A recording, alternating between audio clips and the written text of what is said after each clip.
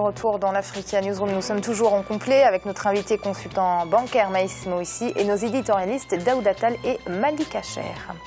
Créée en novembre 1973, la BOAD, la Banque Ouest-Africaine de Développement, poursuit ses objectifs de promotion, de croissance et d'intégration économique à travers ses États membres en finançant une nouvelle série de projets prioritaires ce 29 juin 2015 à l'institution régionale permet aux pays bénéficiaires d'améliorer les conditions de vie de leur population. Deo Gracias Kpodo.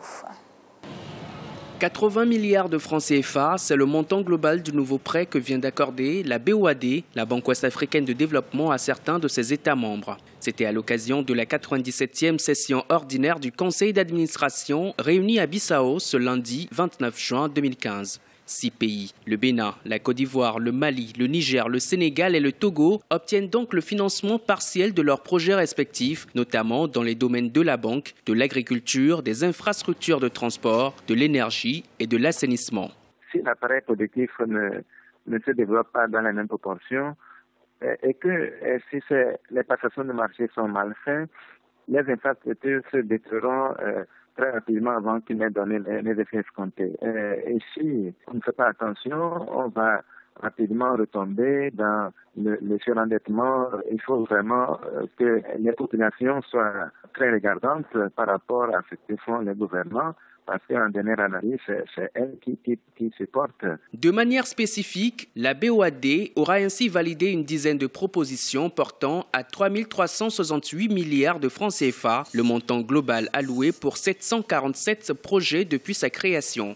L'institution joue un rôle déterminant dans les efforts de croissance de cet ensemble régional et donc de l'avis des économistes, l'accent doit être maintenu sur l'intégration commerciale. L'intégration régionale ne peut venir que si les pays eux-mêmes sont développés. Or, à l'heure actuelle, les appareils productifs étant très peu développés, la production est faible et les avantages comparatifs peu différents, dont les échanges étant rares, l'intégration ne se fait pas. Et donc, il est clair que ce sont des investissements qui risquent de ne pas donner les effets escomptés si on s'en tient au modèle de base du commerce international. Selon les prévisions, la population de la zone UEMOA avoisinera les 235 millions d'habitants à l'horizon 2050. Parmi les secteurs à fort potentiel de croissance et de rentabilité, on cite aujourd'hui l'agrobusiness, les mines, les infrastructures ou encore la télécommunication. Plusieurs projets prioritaires relevant de ces secteurs sont par conséquent en attente de financement. Daouda, 80 milliards de francs CFA pour le Bénin, la Côte d'Ivoire, Mali, Niger, Sénégal et Togo. Un montant satisfaisant selon vous? Oh non, c'est trop peu au regard des besoins. C'est une évidence. Par contre, c'est une bonne chose parce que ça montre quand même que au lieu d'aller emprunter dans des marchés internationaux, les finances sont disponibles sur place. Donc le modèle de la BOAD est un modèle intéressant dans la mesure où les États sont très actifs, ils contrôlent la gouvernance et quand ils ont besoin de trouver des fonds, ils peuvent s'adresser à la banque dans le même temps. Donc à ce moment-là, c'est intéressant puisque c'est la proximité, puisque c'est une banque quand même qui connaît bien la problématique du développement dans l'espace UEMOA et à ce titre-là, des financements ciblés et pertinents peuvent être opérés par la banque. Donc pour moi, c'est intéressant. Maintenant, le montant est trop peu, au regard des besoins, bien entendu, mais toujours est-il que c'est une bonne chose et il faut continuer dans cette dynamique, à mon avis. Maïs, où devront être injectés en priorité ces financements? Les injections de fonds se font telles que définies dans les textes fondateurs de la BOAD, qui a quand même pour mission de financer l'intégration régionale au sein de l'Union économique et monétaire des États d'Afrique centrale, d'Afrique de l'Ouest. Merci. Et de ce point de vue, on parle toujours des infrastructures. Aujourd'hui, on a à cœur de permettre aux différents pays de disposer d'infrastructures qui sont y compris importante dans le renforcement et l'amplification de la croissance qu'on observe dans la région. Cela dit, je vais rejoindre Daouda. 80 milliards, c'est peu. lorsqu'on regarde les missions qui sont assignées à la BOAD, lorsqu'on regarde les projets qu'elle doit financer, 80 milliards de francs CFA, c'est presque pas grand-chose. Moi, je suis favorable, compte tenu de l'utilité de cette banque, à une recapitalisation pour lui donner les moyens de sa politique, de façon à pouvoir agir sur les différents projets. La banque de développement, une banque de développement de surcroît lorsqu'elle est régionale, peut avoir un impact, y compris très significatif, dans le développement de la région. Pour ça, il faut lui donner tous les moyens. Peut-être élargir aussi le financement de cette banque. Déjà, aujourd'hui, au capital, on n'a pas que les États de la BOAD. On a des institutions extérieures qui participent au capital. On pourrait envisager que d'autres acteurs rentrent au capital de façon à le renforcer et permettre par cette recapitalisation de financer des projets d'infrastructure, de développement et d'agriculture dans les différents pays. Malik, comment jugez-vous les actions de la BOAD depuis sa création dans les années 70, en 1973 ?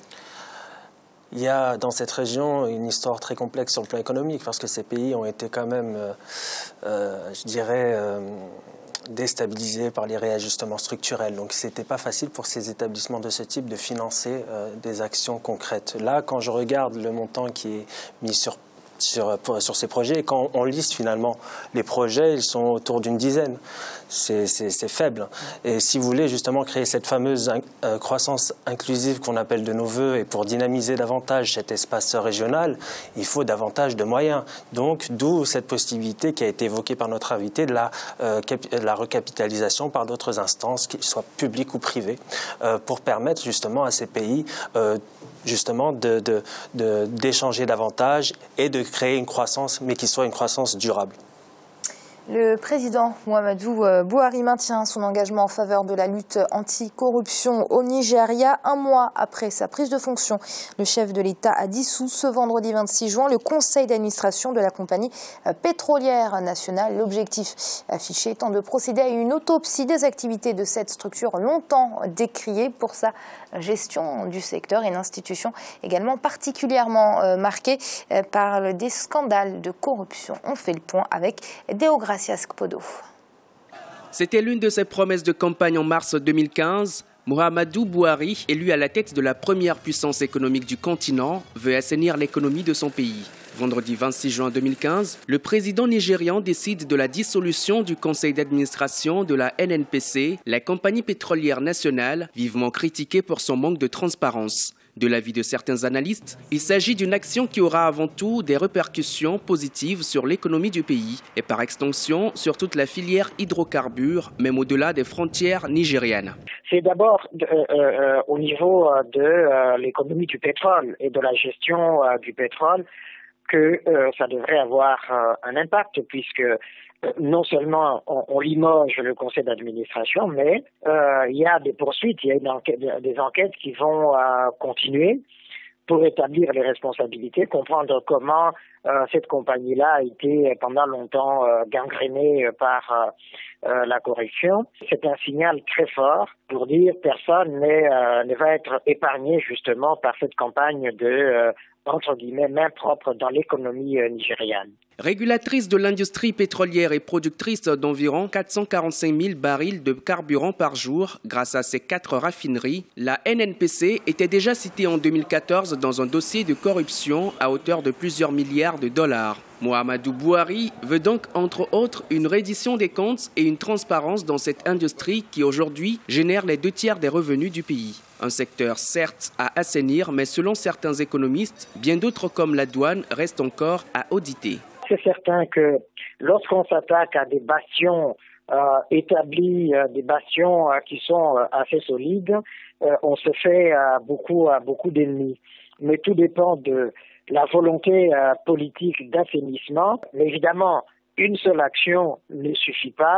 Il faut que il y ait une poursuite justement de cette opération dans d'autres secteurs de l'économie du Nigeria, en tout cas de tout ce qui relève de l'État fédéral. Avec 2 millions de barils de brut par jour, le Nigeria reste aujourd'hui le premier producteur africain et le 12e producteur de pétrole au monde. Une capacité de production qui pourrait passer à 4 millions de barils par jour et générer 100 milliards de dollars de recettes supplémentaires. Ceci passe évidemment par la lutte contre la corruption. Malik, un signal fort, hein, cette dissolution du conseil d'administration. Oui, c'est un signal fort. C'est une action à saluer, je pense. Le président nigérian veut vraiment a cette volonté politique justement de combattre la corruption hein, qui malheureusement gangrène l'économie nigérienne à tous les niveaux et dans beaucoup de secteurs. Et là, le Nigeria en l'occurrence. Mais ça, c'est typique des pays pétroliers qui reçoivent beaucoup d'argent, qui ont une manne financière comme ça qui arrive, surtout quand vous avez cette envolée des cours du brut, une arrivée massive de capitaux. Vous avez parfois même des hauts fonctionnaires qui sont impliqués dans le détournement de ces devises-là, et notamment dans le secteur pétrolier. Donc oui, bonne initiative de Mahamadou Buhari. Le défi est immense. Ce qui va y arriver, j'espère pour lui. Hein, je pense que c'est un travail qui doit être mené sur plusieurs années. Ça prendra des années, des décennies. Parce qu'on a laissé cette situation, je dirais, pourrir pendant plusieurs années. Donc on ne peut que saluer cette action. Oui, mais on a en tout cas l'impression que le président nigérian essaye, tant bien que mal, de tenir ses promesses électorales. En tout cas, en début de mandat, c'est l'impression qu'il laisse pour les uns et les autres. Après, il faudra apprécier sur la durée. Mais aujourd'hui, objectivement, on ne peut pas lui reprocher de le faire. Et pour revenir sur la NNPC, la société pétrolière, ça ne pouvait plus durer. La NNPC est le bras armé de l'État nigérien dans le secteur des hydrocarbures, avec des missions qui sont importantes pour le pays. Des missions d'exploration, des missions d'exploitation, des missions de trading et des missions de prise de participation dans le secteur pétrolier. Or, le Nigeria, qui est le principal pays producteur de pétrole dans le monde, est régulièrement confronté à des pénuries de carburant à la pompe. Quelque chose qui est non seulement inacceptable et qui n'est pas normal dans cette situation. Et la mise à disposition de carburant dans les différentes stations, entre autres, est dévolue à la NNPC, qui est responsable aussi des raffineries pour le compte de l'État. Donc, une société étatique qui a le niveau et le rôle de la NNPC doit être soumise à des obligations, exigences de transparence, exigences dans la gestion, exigences de mise en place d'un contrôle interne efficient. Les règles et les normes classiques qui sont appliquées aux différentes entreprises. Et je crois que c'est un signal fort en s'attaquant à cette entreprise qu'on envoie à toutes les autres structures para-étatiques de l'État pour dire il faut que ça s'arrête. Et il faut que le pays commence à respecter les normes qui sont appliquées partout. Daouda, il existe vraiment des systèmes fiables qui peuvent garantir justement une transparence dans la gestion des ressources pétrolières? Amira, vous avez le système déjà est prévu dans l'architecture même des institutions. Hein. Il y a la Cour des comptes, l'inspection générale d'État, en règle générale dans les pays démocratiques, il y a des institutions juridiques. Il y a des standards en termes de lutte anticorruption. Il y a des standards, effectivement. Maintenant, au-delà de ces standards, on peut créer des organismes de lutte contre la corruption. Pour répondre à votre question précisément, je peux prendre l'exemple du Sénégal où l'OFNAC, l'Office de lutte contre la fraude et tout ce qui est enrichissement, anticorruption en tout cas, a été créé et n'importe quel citoyen peut saisir l'OFNAC dans ce cas-là. Par exemple, si ça existait au Nigeria, on aurait pu, quand on voit un acte de corruption, au moins saisir cette instance. Mais pour revenir sur le Nigeria, l'ampleur de cette corruption est tellement importante qu'il y a des pertes sèches qui sont enregistrées. Je vous prends l'exemple du pétrole qui passe, entre guillemets, au noir, qui n'est pas contrôlé, représente quasiment la production totale du Ghana en termes de pétrole. Donc c'est mesurer l'impact de ce que ça fait. Donc il faut absolument tout refonder à mon avis et le président Buhari amorce la chose. Espérons que ça va être assaini. Et on va passer aux chiffres du jour. 545 millions de dollars, c'est ce qu'ont injecté les investisseurs étrangers dans l'économie du Zimbabwe en 2014, un chiffre qui s'inscrit en hausse de 36% en ce qu'on compare aux 400 millions de dollars qui avaient été mobilisés en 2013. Maïs, je me tourne vers vous. Que vous inspire ce chiffre? Alors, c'est toujours compliqué de s'exprimer sur le Zimbabwe. C'est le pays qui a une inflation, les gens ont en main des billets qui valent plusieurs milliards de francs zimbabwéens. C'est le pays de Robert Mugabe, qui une année n'a pas d'investissement, l'autre année fait 35% de progression d'investissement. C'est toujours compliqué de s'exprimer sur le Zimbabwe. Cela dit, je vais essayer d'analyser la situation, mais de façon globale pour les IDE, parce que non seulement ça a progressé au Zimbabwe, mais de façon générale pour l'Afrique subsaharienne, ça a progressé. Et d'ailleurs, il faut dire que l'Afrique subsaharienne est la seule région du monde qui a vu ses IDE progresser dans des proportions supérieures de l'ordre de 5%. Donc de ce point de vue, ça s'analyse assez facilement. On l'a dit en début d'émission, on a des émergents qui pour certains croient en l'Afrique, investissent en Afrique, injectent des capitaux, prennent des risques et de ce point de vue, ça se traduit par des investissements directs étrangers qui progressent en Afrique. Le deuxième point important, et c'est le plus important pour le continent, c'est qu'on a noté cette année que les investissements directs étrangers intra-africains ont progressé.